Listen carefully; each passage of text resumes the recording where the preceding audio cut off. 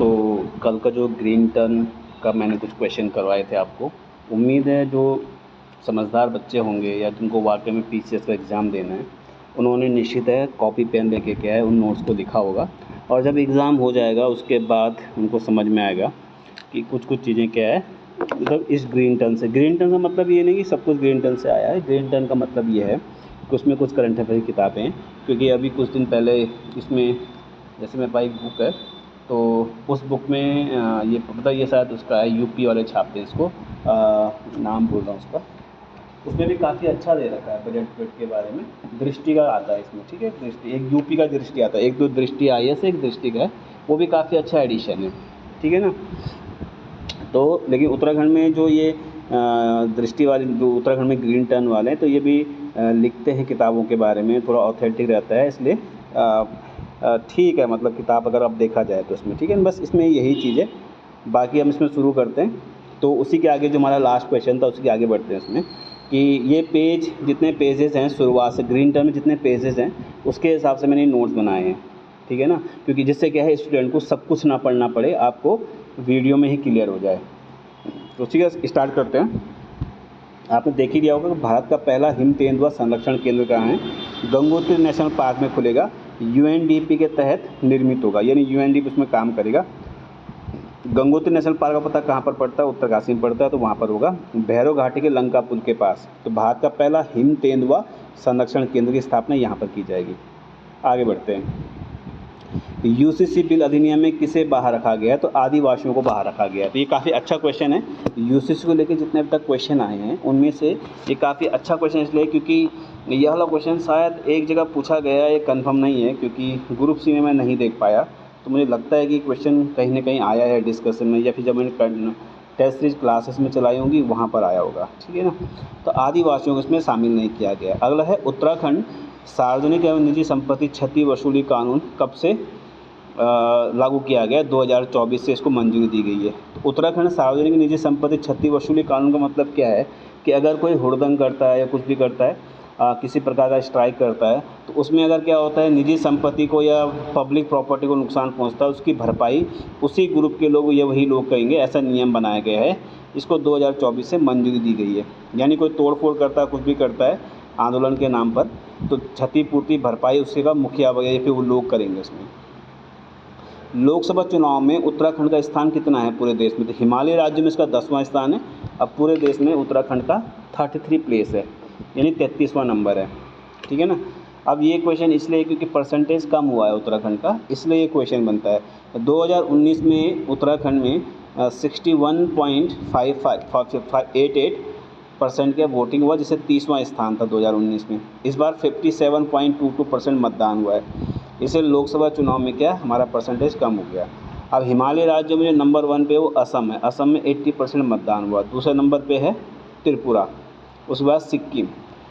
और टोटली हिमालय राज्यों की संख्या कितनी है, 11 है। तो 11वें नंबर, यानी उत्तराखंड का अगर 10वां नंबर है तो 11वां नंबर का राज्य कौन सा होगा, मिज़ोरम का। क्वेश्चन समझ में आया।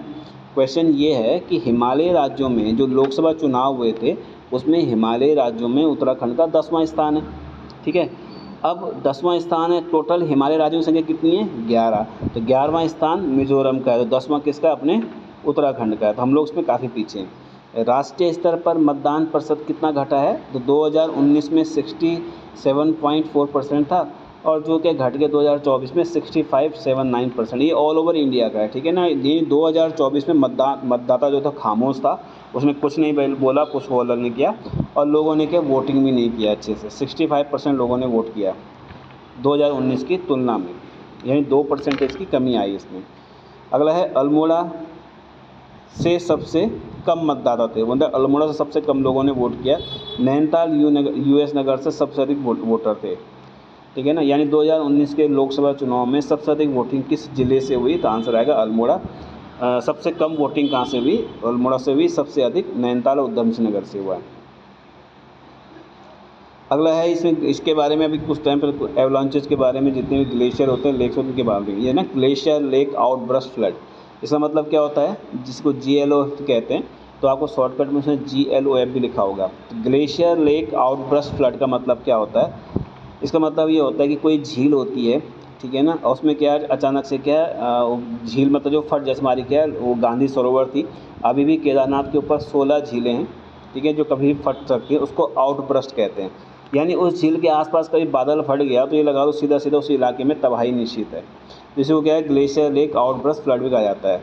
तो जब 2013 में वो आया था उसके उसके एक साल बाद 2014-15 में वहाँ पर क्या है लोग गए थे और उन्होंने उन झीलों को देखा था। कुछ दिन पहले दोबारा से क्या है उन झीलों की जांच हुई थी कि भाई उसमें कि क्या स्थिति है झील की।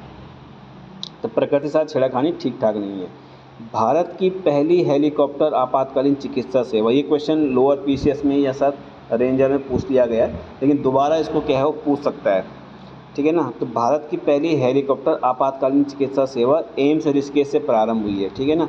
इस प्रोजेक्ट का नाम क्या है, संजीवनी के तहत संचालित है। तो जब ये प्रधानमंत्री यहाँ पर आए तो उन्होंने इसकी शुरुआत की थी। तो करंट क्वेश्चन है। अगला क्वेश्चन है काफ़ी मतलब पीसीएस के हिसाब से काफ़ी इंपॉर्टेंट क्वेश्चन है, यूके एसएससी में भी ऐसा क्वेश्चन रहे। स्लोवेनिया और उत्तराखंड के बीच एक MOU यानी मेमोरेंडम ऑफ अंडरस्टैंडिंग हुआ है, यानी प्रकार का एग्रीमेंट हुआ है। किस चीज़ को लेके हुआ है, तो आंसर आएगा पर्यावरण से जुड़े प्रोजेक्ट पर। अब यहाँ पर जो क्वेश्चन बनता है कि जो हमारा उत्तराखंड निक्का सा हमारा उत्तराखंड है वो स्लोवेनिया जैसे देश से क्या कर रहा है एक प्रकार का एग्रीमेंट कर रहा है। तो इस एग्रीमेंट के लिए, ठीक है, ये जो एग्रीमेंट है इस एग्रीमेंट को स्लोवेनिया के बारे में क्या है वो बेसिक क्वेश्चन पूछ सकता है। जैसे पहला क्वेश्चन है कि स्लोवेनिया की कैपिटल क्या है, तो स्लोवेनिया की कैपिटल क्या है, ल्यूब्लियाना है, ठीक है ना। ल्यूब्लियाना याद रखना, ठीक है ना। ये ग्रीनटन में या किसी पुस्तक में नहीं दे रखा है, ये मैंने आपको एडिशनल बताया है क्योंकि वो इसका मतलब क्या है जो स्लोवेनिया है वो क्या है न्यूज़ में है, तो उसको लेके क्वेश्चन कर सकते हैं। दूसरा इसकी जो लोकेशन है वो आजकल क्या है हमारे प्रधानमंत्री क्रोएशिया गए थे तो वहाँ पर क्या है प्रधानमंत्री राष्ट्रपति की यात्राएं हुई थी तो इसलिए क्या है न्यूज़ में ये। तो स्लोवेनिया की जो कैपिटल है क्या वो है ल्यूब्लियाना है, ल्यूब्लियाना। इसको जो लिखा गया है LUBLJANA, तो ये उसकी भाषा में है, लैटिन में ये ल्यूब्लियाना, ठीक है ना। और इसकी मुद्रा क्या है, यूरो है। स्लोवेनिया की जो लोकेशन है वो कैसी है, आल्प्स माउंटेन लगा हुआ है इसमें, ठीक है। इसलिए आपको एटलस खोलनी पड़ेगी। आल्प्स माउंटेन लगा हुआ है, इटली, स्विट्ज़रलैंड नहीं, साउथ वेस्ट एड्रियाटिक सी, ठीक है, south east Croatia, north east Hungary और नॉर्थ ऑस्ट्रिया, ठीक है, ये सब इसके आसपास हैं। तो आपको क्या लिख भी सकते हैं, लिखोगे तो बेनिफिट रहेगा इसमें। तो उत्तराखंड की जो फूलों की घाटी है और स्लोवेनिया की जो क्या है त्रिगलाव राष्ट्रीय उद्यान यहाँ पर, ठीक है ना। देखो ढंग से देखो इसको, क्या है त्रिगलाव राष्ट्रीय उद्यान के मध्य सहमति हुई है, यानी जो उत्तराखंड का फूलों की घाटी है। तो दोनों के बारे में विशेष बात यह है कि यूनेस्को द्वारा हेरिटेज घोषित किया गया दोनों को। फूलों की घाटी को 2005 में किया गया था और त्रिगलाव राष्ट्रीय उद्यान उनके देश का है, उसको भी क्या है राष्ट्रीय मतलब यूनेस्को द्वारा हेरिटेज घोषित किया गया है, ठीक है ना। उत्तराखंड की जो फूलों की घाटी उसकी स्थापना 1982 में हुई थी। तो मैं जितना इसमें एडिशनल क्वेश्चन हो सकते हैं मैंने लिखे हैं उसमें जहाँ जहाँ आवश्यक है। सिलक्यारा रेस्क्यू जो ऑपरेशन था उसमें 41 मजदूर थे, 17 दिन तक फंसे थे, 12 नवंबर से 28 नवंबर के बीच में। तो आपको ये बताइए जनरली याद रखना चाहिए। और 4.5 किलोमीटर की सुरंग थी सिलक्यारा, ठीक है ना। इसको लेके पीछे मैंने आपको बता दिया, बौगनाथ का मंदिर वहाँ बनाया गया है वगैरह वगैरह, ठीक है ना। अगला इसमें उत्तराखंड के 18 उत्पादों को GI टैग मिला है, ठीक है ना। तो ये पहली बार हुआ कि देश में किसी राज्य को पहली बार इसमें एक साथ 18 चीज़ों को क्या मिला है, यहाँ के जो 18 प्रोडक्ट हैं उनको GI टैग मिला है, ठीक है ना। अब इसमें GI टैग 18 चीज़ों को मिली, लेकिन इसमें आपको क्या ध्यान देना थोड़ा सा, इसमें अगर 18 चीज़ों को मिला है, तेज पत्ता पहला उत्पाद से 2018 में GI टैग मिला था, यानी उत्तराखंड का पहला उत्पाद जिसे GI टैग मिला उसका नाम है तेज पत्ता, वैसे वो 2018 मिला था। फिर 2022 में 9 उत्पादों को क्या मिला है, GI टैग मिला है। तो आप इस हिसाब से 9 ये हो गए और 1 ये हो गए, 10 10 18 10 28 हो गए, टोटल 28 के आसपास हमारे उत्तराखंड के क्या हो गए GI टैग प्राप्तकर्ता हो गए। अगला है रेज पावर इंफ्रा क्या है, ये उत्तराखंड में बनाएगा सोलर पार्क, ठीक है। रेज पावर इंफ्रा क्या करेगा, मतलब इसमें क्या है सोलर पार्क बनाया जाएगा यहाँ पर उत्तराखंड में, तो ठीक है। जब सोलर पार्क बनेगा, ठीक है, तो जो ये रेज पावर इंफ्रा है ये उत्तराखंड में क्या करेगा सोलर पार्क बनाएगा। तो ये ऐसा नहीं है कि उत्तराखंड में एक ही जगह सोलर पार्क बनाएगा, ठीक है ना। ये लगभग मतलब ये इसमें ये भी कहा गया है इस रिपोर्ट में कि जो रेज पावर इंफ्रा वाले हैं ये लगभग 2 गीगावाट तक, ठीक है, 2 गीगावाट तक, ठीक है ना, लगभग 500 मेगावाट तक। ये क्या करेंगे यहाँ पर, इस प्रकार क्या है सोलर पावर प्लांट लगा दें, जिससे क्या हमें क्या है बिजली में कोई समस्या नहीं होगी। तो इसका पर्टिकुलर जगह नहीं है इसके लिए, ठीक है ना। तो आप ये मत सोचना कि रेल पावर इंफ्रा काम कहाँ पर करेगा। CSIR भारतीय पेट्रोलियम संस्था ने मिलकर क्या किया है, यूकास्ट यानी भारतीय पेट्रोलियम संस्था व यूकास्ट, ठीक है ना, इन्होंने क्या है पाइन नीडल आधारित ईंधन यानी आदर्श चंपावत में स्थापित किया है। तो इन चंपावत का संबंध उत्तराखंड के CM से भी है, ठीक है ना। इसलिए उसने CSIR और भारतीय पेट्रोलियम संस्था और उत्तराखंड का यूकास्ट, ठीक है, इन तीनों ने मिलकर क्या है जो पाइन नीडल होते हैं, यानी जो चीड़ के पेड़ के जो क्या होते हैं पाइन ट्री जिन्हें बोलते हैं, उसके आगे जो नीडल्स होती है उस पर आधारित ईंधन की एक प्लांट लगाया जाएगा। वो कहाँ लगाया जाएगा, चंपावत में। चंपावत को क्या है आदर्श चंपावत के रूप में क्या है डेवलप किया जा रहा है, इसलिए क्या है ये न्यूज़ में रहेगा इसमें, ठीक है। अगला लिखिए, अगला है इसमें और 8-9 दिसंबर को ग्लोबल जो इन्वेस्टर समिट हुआ था इन 2024 में, ठीक है, 2023 में, ठीक है, 8-9 दिसंबर 2023 में जो ग्लोबल इन्वेस्टर समिट हुआ था उसका आयोजन देहरादून में हुआ था। उसकी थीम क्या थी, ग्लोबल इन्वेस्टर समिट 2023 की थीम क्या थी, शांति से समृद्धि। तो इसमें 44,000 करोड़ की परियोजनाओं को शुभारंभ किया गया था, ठीक है ना, मतलब इतनी परियोजनाएं वह खोली गई थी। 3.5 लाख करोड़ का इसमें MOU साइन हुआ था, ठीक है ना। अब ये कहाँ पर है, कैसे काम कर रहा है पता नहीं, लेकिन है बस, ये तो हुआ था ये सब, ठीक है ना। मानस खंड एक्सप्रेस के बारे में तो 22/4/2024 को प्रारंभ पुणे से टनकपुर के बीच में। तो मानस खंड एक्सप्रेस चलाई गई थी पुणे यानी महाराष्ट्र से टनकपुर के बीच में चलाई गई थी 22 तारीख को, 24 को यहाँ पहुँच गए थे। राजाजी घाटी बायोस्फीयर, ठीक है, भारत का पहला जीव मंडल स्थापित है। राजाजी नेशनल पार्क के भीतर है राजाजी घाटी बायोस्फीयर। तो जयधर गुप्ता और विजय धसमाना ने क्या इसको स्थापित करने की बात की। इसमें क्या एक प्रकार का रेस्ट्रिक्टेड एरिया हो जाएंगे और उनको और अच्छे डेवलप किया जाएगा, तो उसी के बारे में। तो राजाजी घाटी बायोस्फीयर भारत का पहला जीव मंडल स्थापित क्षेत्र है। अगला है लिथियम आयन बैटरी व ई कचरा। लिथियम आयन बैटरी आपने बहुत सुना है, इन्वायरमेंट का क्वेश्चन है, ठीक है। लिथियम आयन बैटरी ई कचरा के पुनर्चक्रण यानी रिसाइकलिंग के लिए वाणिज्य संयंत्र कहाँ स्थापित होगा, तो आंसर आएगा सितारगंज में। तो ये काफ़ी इंपॉर्टेंट क्वेश्चन है, ठीक है। लिथियम आयन बैटरी और ई कचरा को रिसाइकिल करने के लिए उत्तराखंड में कहाँ पर कॉमर्शियल प्लांट लगाया जाएगा, आंसर लिखिए सितारगंज रहेगा इसमें। अगला क्वेश्चन बढ़ते हैं आगे। NSSO national sample survey organisation के अनुसार, ठीक है, NSSO के अनुसार उत्तराखंड में बेरोजगारी दर कितनी है, 14.2% है। उत्तर प्रदेश में 7% है। हिमाचल प्रदेश में 12.5% है। अब इसमें ध्यान देने की बात क्या है कि उत्तराखंड की जो ग्रामीण बेरोजगारी दर है वो 13.2% है। शहरी बेरोजगारी दर है 17.5%।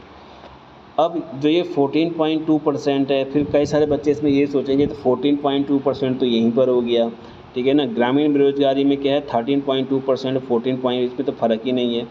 तो ठीक है, तो उन महानुभावों से मैं ये कहना चाहूँगा, क्योंकि मुझे पता है ना इसमें बहुत सारे लोग ऐसे कमेंट करते हैं, तो कई सारे तो पढ़ ही नहीं रहे हैं, लेकिन जो भी है, ठीक है ना। आपको सीधा देखिए टोटल पॉपुलेशन का है, तो जो ग्रामीण पॉपुलेशन है उसका 13.2% क्या है ग्रामीण बेरोजगारी है। फिर शहरी बेरोजगारी क्या है, जो शहरी क्षेत्र के निवासी हैं उनका 17.5% क्या है शहरी बेरोजगारी है। अब ग्रामीण बेरोजगारी में जो वीमेन है उनका जो परसेंटेज 12.6 है और मेल का 13.6 है, यानी जो पुरुष हैं वो अधिक क्या हैं ग्रामीण क्षेत्रों में बेरोजगार हैं, और शहरी क्षेत्रों में जो मेल हैं वो 15.5% बेरोजगार हैं, शहरी क्षेत्रों में महिलाएं के अधिक बेरोजगार हैं। अब पूरे उत्तराखंड में 14.3% महिलाएं क्या हैं बेरोजगार हैं, और 14.2% जो मेल हैं बेरोजगार। इस प्रकार आप देखोगे कि national sample survey organisation report के अनुसार उत्तराखंड में अगर हम मेल और फीमेल की बेरोजगारी दर की बात करें तो दोनों में क्या केवल 0.1 का फ़र्क है। ये 2 है वो 3 है, दोनों का क्या बराबर है, यानी कि महिला और पुरुष उत्तराखंड में दोनों बराबर स्थिति में क्या बेरोजगार हैं, ठीक है ना। तो यहाँ पर क्या एक प्रकार से संविधान का नियम भी चल रहा है कि सभी लोग समान हैं। अकेले लड़के बेरोजगार हैं, लड़कियाँ भी फुल बेरोजगार हैं। पहाड़ी राज्यों में युवकों की बेरोजगारी दर में प्रथम स्थान पर, ठीक है, पहाड़ी राज्यों में, पहाड़ी राज्य मतलब क्या होगा जो हिमालयी राज्य हैं, तो उसमें जो पुरुष युवा मतलब दोनों आएंगे, तो मेल फीमेल। तो सबसे प्रथम स्थान पर है मणिपुर। मणिपुर में 19.7% लोग बेरोजगार हैं। सेकंड स्थान पर है नागालैंड, ठीक है ना, 18.5%। फिर मेघालय, फिर अरुणाचल प्रदेश। फिर 5वें स्थान पर उत्तराखंड है। तो ये क्वेश्चन बनेगा कि हिमालय राज्य 11 हिमालयी राज्यों में, ठीक है ना, युवाओं की बेरोजगारी दर में प्रथम स्थान पर कौन है? तो मणिपुर है। आपको पता, पीछे बताया था टोटल 11 हिमालय राज्य, तो 11वां ही पूछ सकता है आपसे, ठीक है ना। लेकिन इस वाले क्वेश्चन में 11वां नहीं पूछेगा, ठीक है ना, क्योंकि उत्तराखंड का इसमें 5वां स्थान है बेरोजगारी दर में। 2 मैंने आपको पीछे बता दिए हैं इसमें, में भी आपको समझ में आ गया होगा। ग्रास ज्वेल क्या है, ठीक है ना। आगे पास पेपर में क्वेश्चन रहेगा वो ये रहेगा, ग्रास ज्वेल क्या है, ये ग्रास ज्वेल किसका प्रकार है। तो ग्रास ज्वेल जो है, ज्वेल मतलब समझ लो ज्वेलरी, ठीक है, इस तरह से आप याद सकते हैं। ज्वेल मतलब आभूषण, रत्न जिसे बोलते हैं, एक प्रकार का जो ऑर्नामेंट्स जिसे कहते हैं, ठीक है ना, ज्वेल। ग्रास ज्वेल क्या है? ग्रास मतलब घास, घास मतलब घास का गहना जिसे बोलते हैं, ठीक है। ये सिर्फ याद करने के लिए, पर्टिकुलर मीनिंग नहीं है इसका कुछ। दुनिया की सबसे छोटी तितली पिथौरागढ़ में पाई गई, और दुनिया की सबसे बड़ी तितली हिमालयन गोल्ड बर्ड विंग है, ठीक है। दुनिया की सबसे बड़ी तितली का नाम क्या है? Himalaya golden bird wing. ये भी पिथौरागढ़ में पाई जाती है। हिमालय की सबसे छोटी, जो दुनिया की सबसे छोटी तितली है, वो पिथौरागढ़ के मुनस्यारी में पाई गई है। तो जो ग्रास ज्वेल है उसका नाम फेरा ट्रोक्यालस है, ठीक है ना। और जो सबसे छोटी ग्रास ज्वेल तितली है, इसका जो आकार है वो 15 से 22 mm के बीच में होता है। तो क्योंकि आपको पता है इसको लेके क्या एनवायरनमेंट को लेके क्वेश्चन बने हैं, तो उत्तराखंड की सब मतलब पूरे दुनिया की सबसे छोटी तितली उत्तराखंड में पिथौरागढ़ में पाई गई है, मुनस्यारी के पास, डीडी हाट से डीडी हाट मुनस्यारी के बीच में कहीं पाई गई है। भारत का सबसे बड़ा इलेक्ट्रोलाइज़र एंड फ्यूल सेल आधारित green hydrogen pilot project TLDC द्वारा डेवलप किया जा रहा है। तो जो ये ग्रीन हाइड्रोजन पायलट प्रोजेक्ट है, इसको जो ये इलेक्ट्रोलाइज़र जिसको बनाया जा रहा है TLDC के द्वारा, ये मतलब ऐसे नहीं है, ये मतलब इसका जो प्रोसेस है वो काफ़ी लंबा है, ठीक है ना। मतलब क्या आपको पता है TLDC जो विद्युत क्षेत्र में एक अग्रणी क्या है, PSU है। यानी आपको पता है ना, TLDC PSU भी हो गया। PSU होने का मतलब क्या होता है कि इस तरह की जो PSU वो कंपनियां होती हैं जिनके क्या होते हैं, शेयर मार्केट, जिनके शेयर आने, मतलब मोटा मोटा तरीके बता रहा हूँ कि शेयर मार्केट जिनके क्या है, शेयर आने शुरू हो जाते हैं। मतलब जैसे माना बात, कोई जैसे मतलब मैं हूँ या कोई और है, ठीक है ना। अब हम इंस्टीट्यूट चलाते हैं। अब इंस्टीट्यूट हमने इतना ज़्यादा डेवलप कर दिया कि हमारे ये क्या है, PSU बन गया, पब्लिक सेक्टर मतलब यूनिट बन गया है, ठीक है। तो अपने क्या अपने शेयर जारी करते हैं। तो यानी कहने मतलब है शेयर कोई भी ऐसे कोई जारी नहीं करता। PSU बनाने का मतलब क्या होता है, आप इंटरनेशनल मार्केट में काम कर रहे हो, तो TLDC उन्हीं में से आता है। तो इसने क्या है, जो 75वां गणतंत्र दिवस हुआ था उस समय क्या किया, नेशनल ग्रीन हाइड्रोजन मिशन के साथ इसने क्या किया था, ये सब चीज़ें कही थी। तो पायलट प्रोजेक्ट था ये, ठीक है ना। तो उसी के बारे में कि ग्रीन हाइड्रोजन पायलट प्रोजेक्ट की शुरुआत TLDC ने की है। इलेक्ट्रोलाइज़र एंड फ्यूल सेल आधारित है ये। अगला है रोज़गार सृजन में उत्तराखंड का जो परसेंटेज है वो कितना है। तो रोज़गार सृजन में उत्तराखंड का परसेंट 28.6 की वृद्धि के साथ सेकेंड नंबर पे, और 33% वृद्धि के साथ असम पहले स्थान पर। यानी रोज़गार सृजन में असम का जो स्थान है वो पहला है, बिहार का थर्ड है, उत्तराखंड का द्वितीय है। उत्तराखंड रोज़गार सृजन में उत्तराखंड का स्थान द्वितीय है पूरे देश में। अगला है MBBS पाठ्यक्रम हिंदी में। तो MBBS पाठ्यक्रम हिंदी में पढ़ाने वाला जो पहला राज्य है वो MP है, यानी मध्य प्रदेश है, और सेकंड राज्य हमारा अपना उत्तराखंड है। MBBS को हिंदी में पढ़ाएंगे लोग, ठीक है ना। और इसमें लास्ट क्वेश्चन है, दुग्ध संकल्प साथी मोबाइल ऐप, इसका ये मसूरी में लॉन्च किया गया है, जिससे क्या किसी प्रकार की चीज़ों की दिक्कत ना हो। तो मे भी आपको क्या है ये क्वेश्चन ठीक लगे होंगे, अच्छे लगे होंगे। अगर अच्छे लगे तो कमेंट करना, लाइक करना, शेयर करना, सब्सक्राइब करना चैनल को, जिससे क्या है आगे जो वीडियो के एग्ज़ाम होने वाले हैं उसमें कुछ लाइव क्लास करा कर क्या है, जो बच्चे अपना मतलब ज़्यादा खर्चा नहीं कर सकते तो उनको हेल्प हो जाएगी इससे, ठीक है ना। बाकी इससे आगे अगले वीडियो में रहेगा। कल भी मैं एक वीडियो और लेके आऊँगा जिसमें क्या है बेसिक क्वेश्चन रहेंगे, उसमें उनको हम देख लेंगे, ठीक है। बाकी इससे आगे नेक्स्ट वीडियो, तब तक के लिए जय हिंद, जय भारत, जय।